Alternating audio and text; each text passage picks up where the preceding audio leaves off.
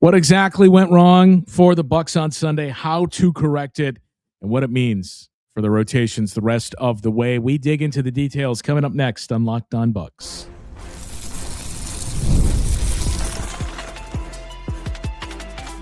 You are Locked On Bucks, your daily Milwaukee Bucks podcast, part of the Locked On Podcast Network, your team every day. Welcome into Locked On Bucks. I am Justin Garcia. We thank you for making this your first listen of the day each and every day, and for helping make the Locked On Network the number one sports podcasting network in the industry. You can hear me on the Bucks Radio Network each and every game, typically joined by Camille, who you can find as part of our Locked On NBA coverage weekly and on the Technical Foul podcast as well.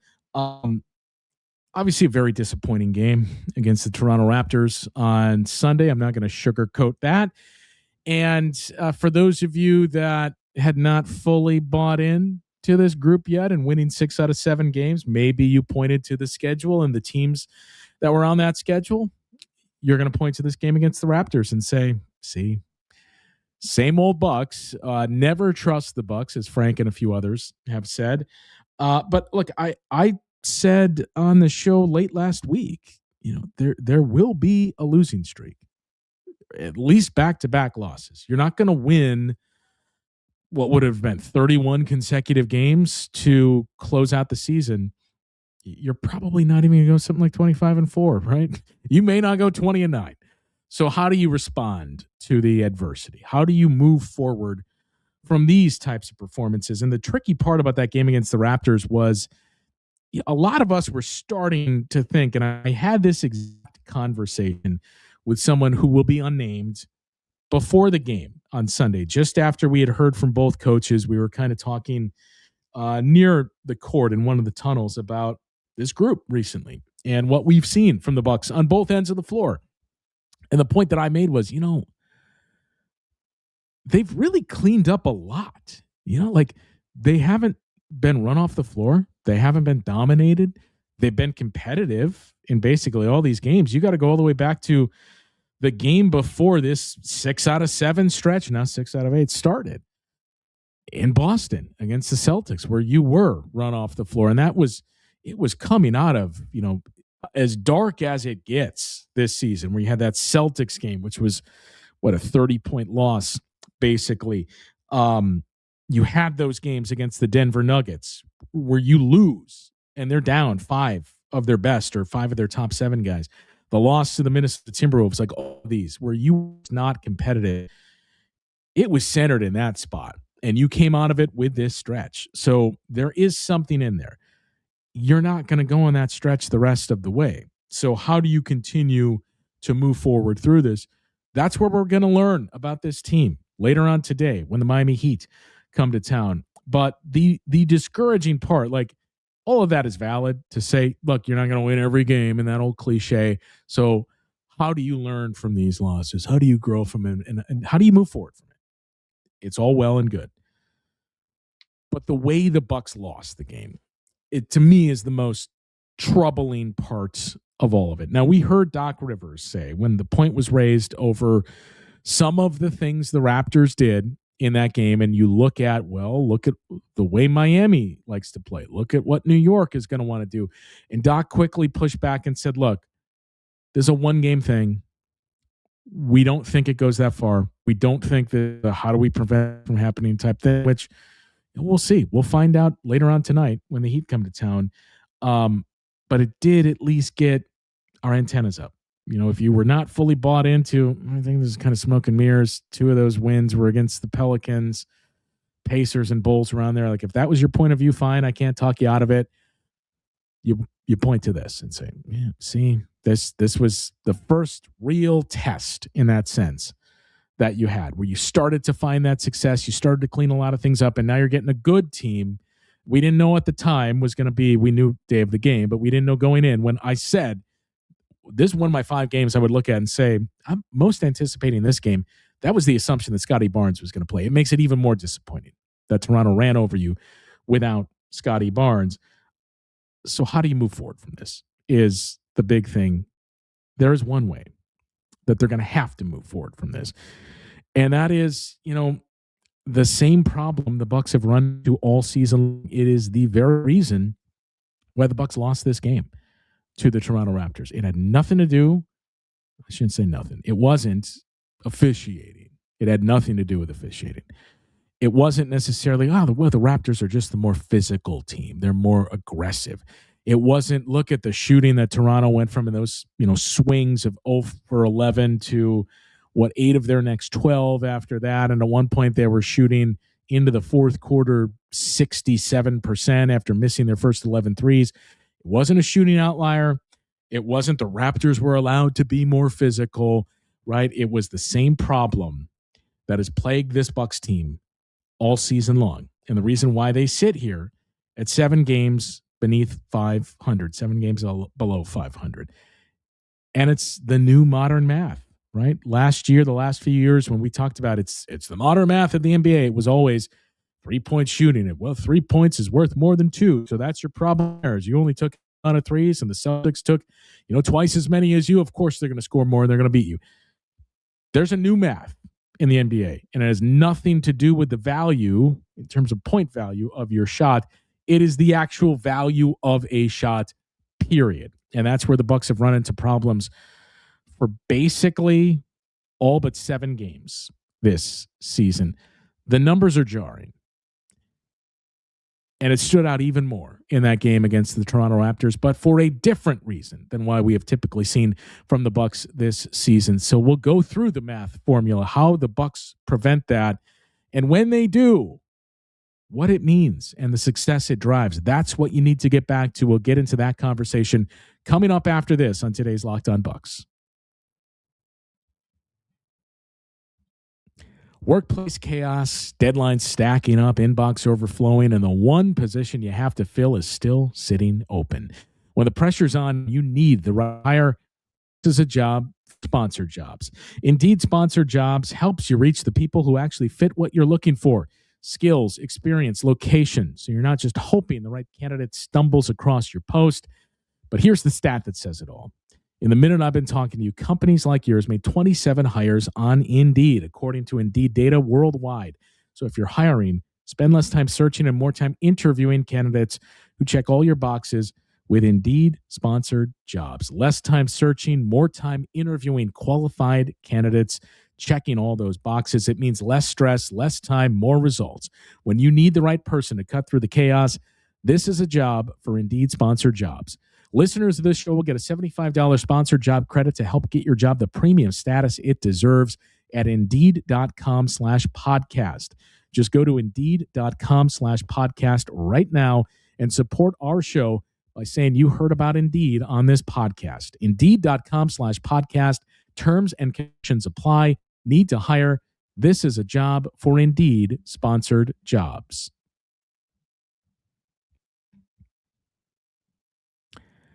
And you can still sign up for the Everydayer Club. You get ad-free episodes of Locked On Bucks, access to our Discord channel as well, where you get a direct pipeline to both Camille and myself active in that Discord. We've even had a few of the Everydayers go as far as basically become associate producers and pitching some show topics and ideas for us to dig into. It's not just Locked On Bucks and Bucks talk that you can get in on.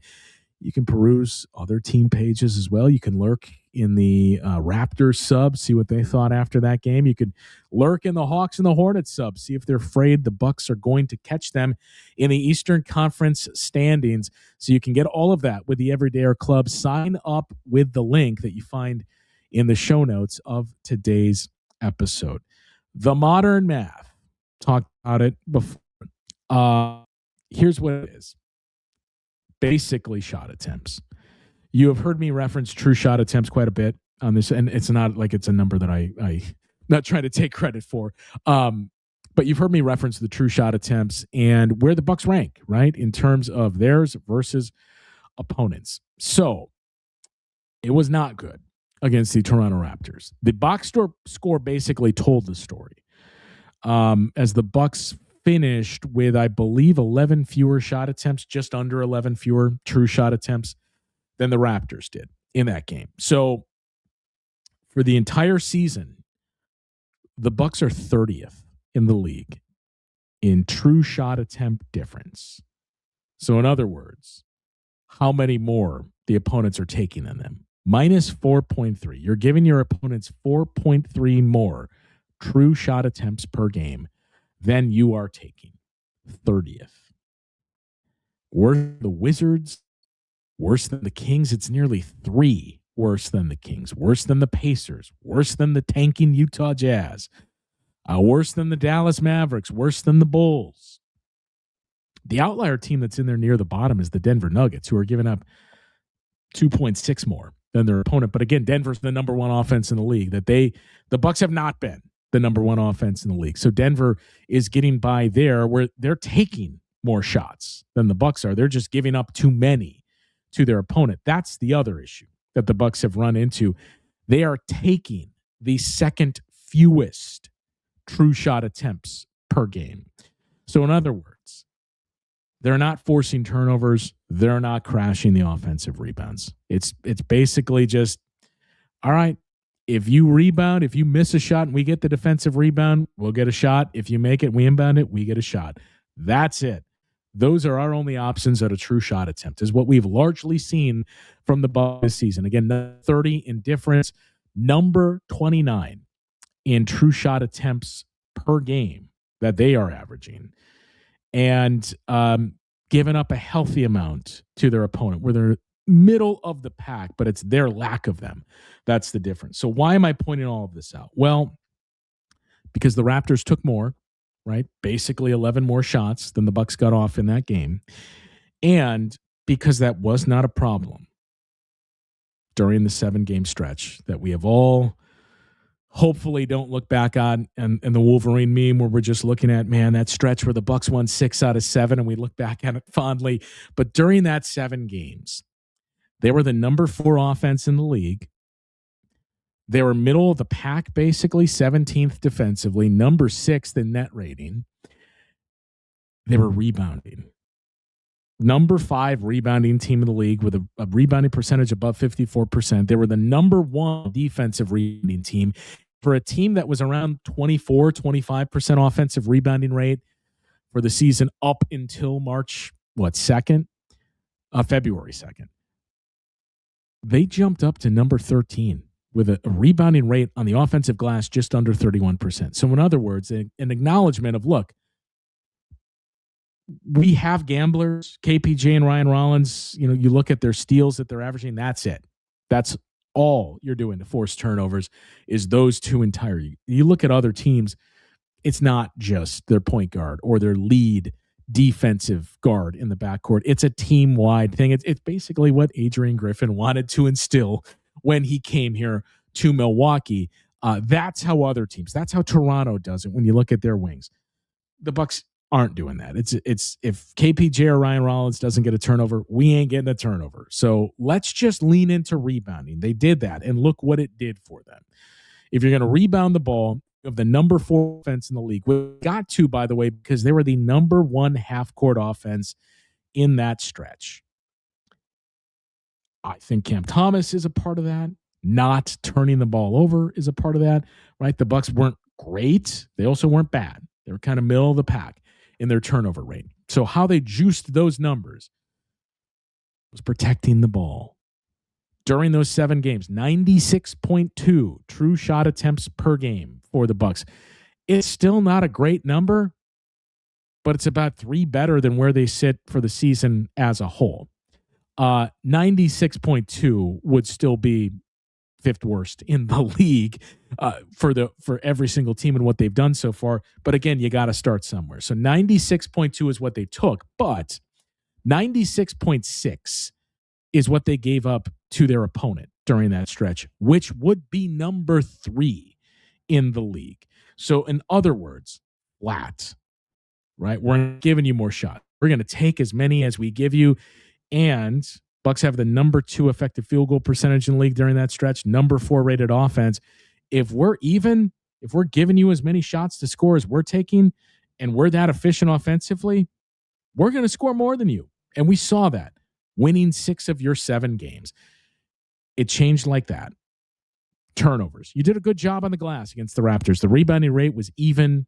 Total rebounds, defensive rebounds, offensive rebounds. The big difference was the hustle categories, what the Raptors did with their rebounds. They scored on turnovers. They scored on their offensive rebounds. I believe you had one more offensive rebound than did Toronto in this game. They just scored every single time you gave them an opportunity to do so. 13 offensive rebounds for the Bucks, 11 points that they scored off of those. 14. So the Raptors had one more. 21 points that Toronto scored off of it. 10 more points off of one more rebound. Points on turnovers, too. 19 turnovers is simply too much for any team. But 19 turnovers, and Toronto wants to get in transition. 27 points off of those. You lost those hustle categories 48-19, right? Just as we mentioned the true shot attempts, if you're going to give the opponent 4 more chances to score the basketball than you every single game, you're not going to win. It is unsustainable. With the way offenses are in this league, you will not overcome that. And that's why we saw 7 games below 500, why we're seeing 7 games below 500. It's no coincidence in those 7 games where that wasn't an issue. You won 6 of them. So that's the modern math the Bucks need to get back to, right? Just protect the ball. You don't have to be elite at your turnover rate. Just don't have 20, right? Don't give opponents chances to get out there and run, because I do believe the rebounding is legit, right? This is a group that, yes, they've had some changes along the way. Brook Lopez was an incredibly valuable asset to helping this team rebound the basketball. He creates more opportunities than Miles Turner. So we were kind of aware of it. You were going to take a hit in that sense. I didn't anticipate this much of a hit. And it's not to lay it all on the feet of Miles Turner and say that's the reason why. But I do believe these rebounding numbers that we've seen for 8 games now, if we lump in this Raptors game, it's legitimate, right? They've been embracing the offensive glass and saying, it's what we got to do. We got to get more offensive rebounds, but you've got to protect the basketball. And the rebounding is only going to improve when Giannis returns.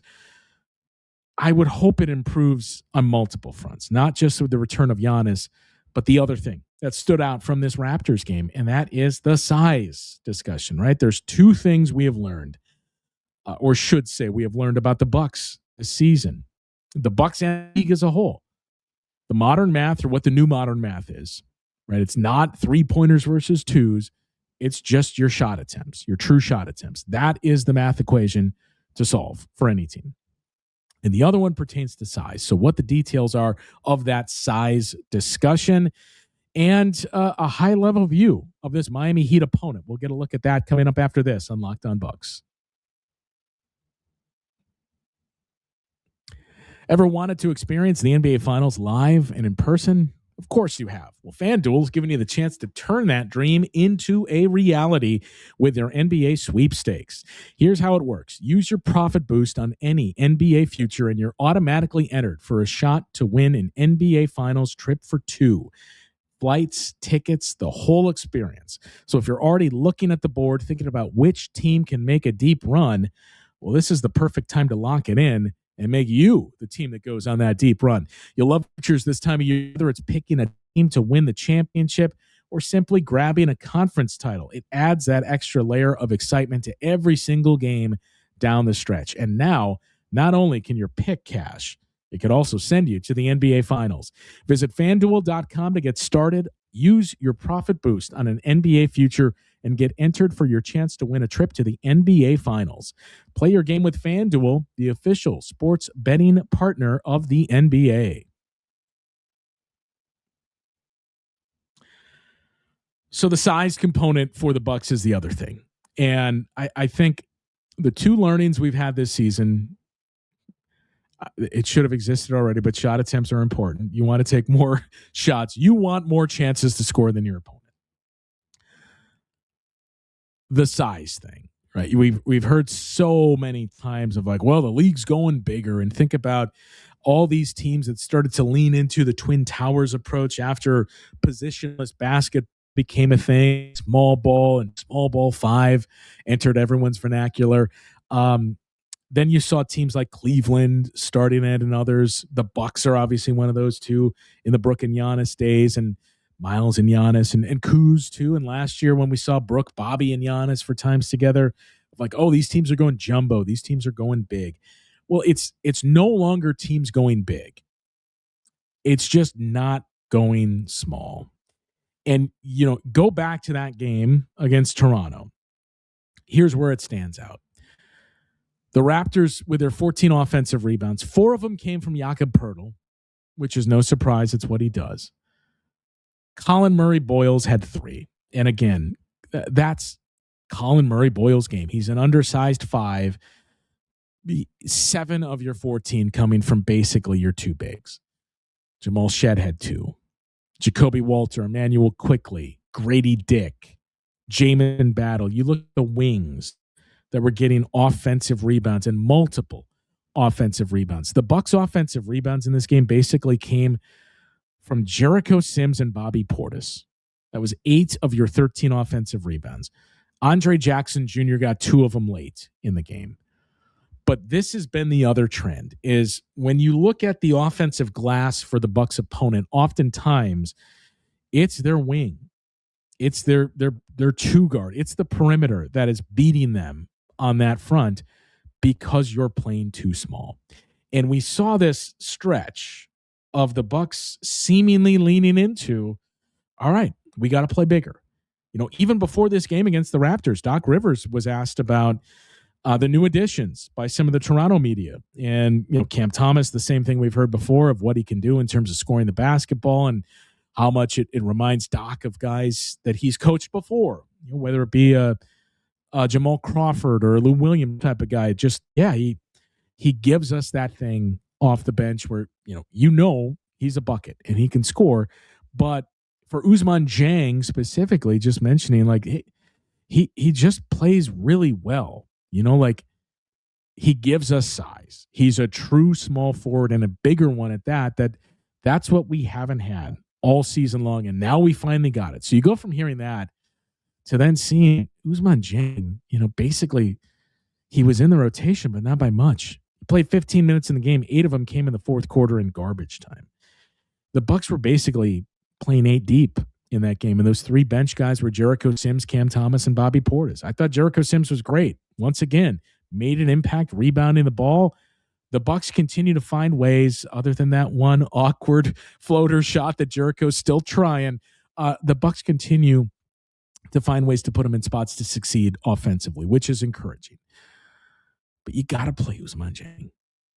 Like, this shouldn't be rocket science and reinventing the wheel. You're going to have to pay him this summer. Like, you might as well see what you have in this guy. I am by no means saying Usman Dieng is, all NBA in the making and this guy's going to be an all-star and that type of thing. But you know what? He plays a position you don't have. So you might as well see what you've got in him because he's a free agent this summer.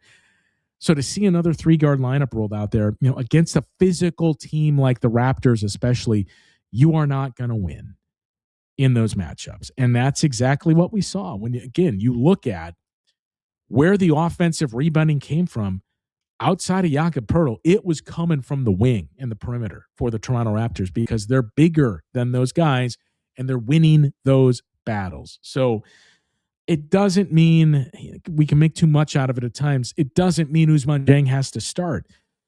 But you can't go with 3-guard lineups, right? When Giannis comes back, and we know that's not going to be against Miami, maybe it's a Cleveland, as we heard Doc kind of say, wouldn't commit to by the end of the week, but mentioned did the 3-on-3, 4-on-4, take a day off, do some 5-on-5. Hopefully he's good to go there. So maybe it's Cleveland on Wednesday, maybe it's New York on Friday. I don't care if it's Usman Dieng or Kyle Kuzma. I honestly do not. I just want to see size out there at the 3. Doesn't matter which one of those 2 it is. Even if you say we're going with Bobby Portis, I mean, fine, but you just can't start 3 guards anymore and expect to find that success.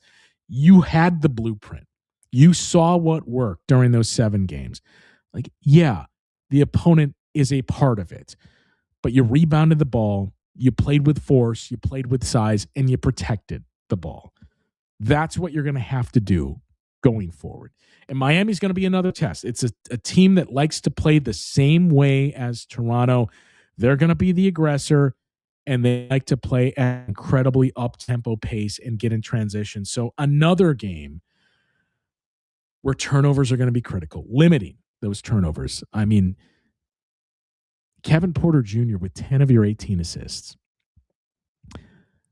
You cannot have these games go forward from anyone, not to single out Ryan Rollins, but you cannot have these games from anyone going forward, especially Ryan Rollins. You cannot have your co-point guard, combo guard, however we want to term Ryan Rollins, take 17 shots and have a single assist in the game. You don't have a true number one in those moments that Giannis is not on the floor. There were way too many one-and-dones for this group. A lot of them was Ryan Rollins, too. He's a young player, right? There is going to be some learning to take place throughout the season. There's going to be some growing pains. But you can't have 17 field goal attempts and 1 assist, especially without a true number one. You're going to have to move the ball to create those shots. And Kevin Porter Jr. did a great job. Kevin Porter Jr., Jericho Sims, and Cam Thomas, I think you can make a strong case. Those were the 3 guys that kept things moving for you. It wasn't Ryan Rollins. So you need to see better things from Ryan Rollins against the Miami Heat. Camille is going to have a preview of that matchup with the Miami Heat coming up later this afternoon. And we've had our schedules kind of like passing ships in the night here. Some things come up for each of us. So that's why you've seen a handful of these solo shows from each of us the past few days. But Camille's going to have one for you later today, taking a look at the Miami Heat. And then I believe it'll be me and Frank handling the recap. I believe it'll be Camille and Frank handling the recap of the game against the Cavaliers. So that's what we got coming up for you here for the next couple of days on Locked on Bucks. Thanks, as always, to everybody for tuning in to today's show. Make sure you subscribe and follow so you get all the latest episodes of the show. And also access to the Air Club, which you can get through the link in today's show notes. You get ad-free episodes of the show. You also get access to the Discord server, not just for the Bucks, for any team out there as well. And if you are coming to the game tomorrow or any game the rest of the way, do stop by and say hello. I don't remember the section that we are in. I should know by now after years and years of doing this, but I've run into countless of the everydayers at the arena so far this season and caught up with a few of them before games. So if you're coming out to the game tomorrow or any day, by all means, track us down. We're easy to find. It's right in the middle in that main concourse. So stop by and say hello. For those of you on video, we send you the first ever 24/7 national NBA YouTube channel. On audio, make sure you make it your second listen. NBA Game Night on Lockdown NBA. It is a Camille episode, by the way. So do, by all means, check that one out. That'll do it for today's show. We'll talk to you once again later today on Locked on Bucks.